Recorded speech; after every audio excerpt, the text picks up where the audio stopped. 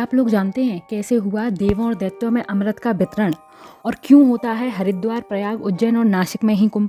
क्यों लगता है चंद्रमा और सूर्य पर ग्रहण? ये आज हम जानेंगे समुद्र मंथन पार्ट 3 में। समुद्र मंथन क्यों हुआ और कैसे हुआ, इसको हमने पार्ट 1 में बनाया था, उसकी लिंक डिस्क्रिप्शन बॉक्स पे आप वो देख सकते हैं। और पार्ट 2 में समुद्र मंथन में से कौन कौन से रत्न निकले थे, शंकर जी को नीलकंठ क्यों कहते हैं और शंकर जी अपने सिर पर चंद्रमा को क्यों लगाते हैं, ये सब पार्ट 2 में बताया गया था, समुद्र मंथन पार्ट 2 में। और उसका लिंक भी डिस्क्रिप्शन बॉक्स में दे रही हूँ मैं, तो आप लोग देख लीजिएगा। चलिए शुरू करते हैं।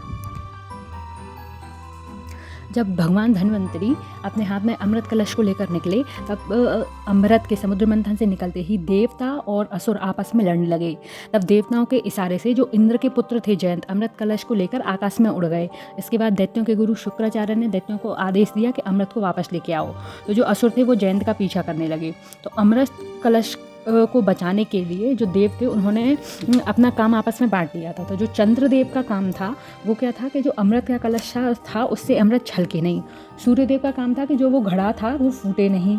और जो गुरु का काम था वो ये था कि वो दैत्यों को अमृत के अपहरण से रोकता, और शनि चारों तरफ से उसकी रक्षा कर रहे थे, ये उनका काम था। इस छीना झपटी में, भागा दौड़ी में जो है वो अमृत 4 बार छलका। तो जब पहली बार अमृत वो उस घड़े से छलका तो वो हरिद्वार में गिरा। दूसरी बार जब अमृत छलका तो वह प्रयाग इलाहाबाद में गिरा। और तीसरी बार जब वह अमृत छलका तो वो उज्जैन में हुआ। और चौथी बार जब अमृत छलका तो वह नासिक में गिरा। इसीलिए जो कुंभ होते हैं वो 4 होते हैं और इन्हीं जगहों पर बारी बारी से चारों होते हैं। अमृत के लिए देव और दैत्यों में जो है 12 दिन तक युद्ध चलता रहा। तो ऐसा माना जाता है कि देवताओं के 12 दिन मनुष्य के 12 वर्षों के तुल्य होते हैं।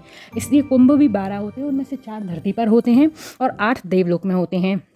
जब असुरों ने अमृत कलश को ले लिया तब सब देव परेशान हो गए और बोले कि अब अगर दैत्य अमृत पी लेंगे तो ये तो अनर्थ हो जाएंगे, और जो सृष्टि का चक्र चल रहा है वही गड़बड़ हो जाएगा, क्योंकि ये अमर हो जाएंगे तो सब जगह असुरों का ही अधिकार हो जाएगा। तब सब लोग भगवान विष्णु की शरण में गए। तब भगवान विष्णु ने अपना मोहिनी रूप प्रकट में हुए।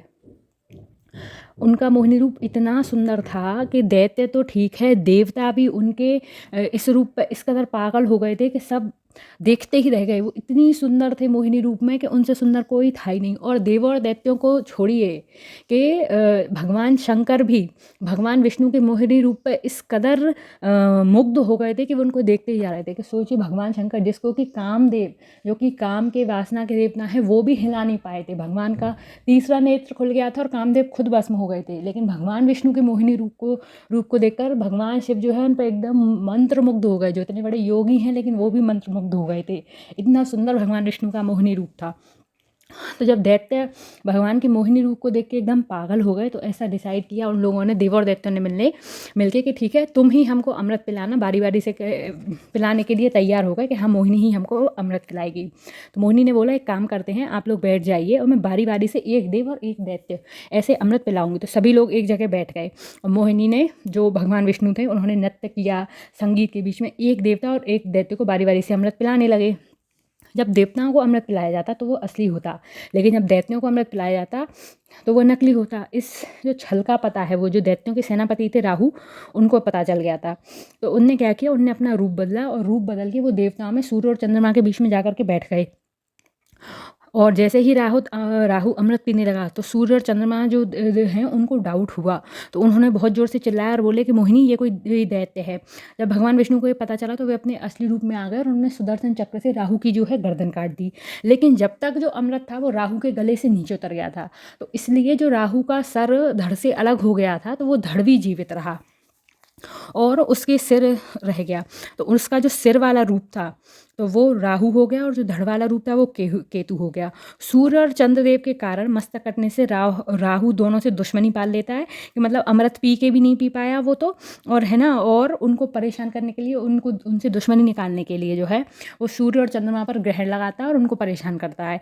और भगवान विष्णु ने अपने मोहिनी रूप से दैत्यों से जो है वो अमृत बचा के और देवताओं को पिला दिया, जिसके लिए समुद्र मंथन हुआ था वो सफल हो गया। तो इसी तरह की और वीडियोस के लिए मेरे चैनल को लाइक, शेयर और सब्सक्राइब करें। Thank you.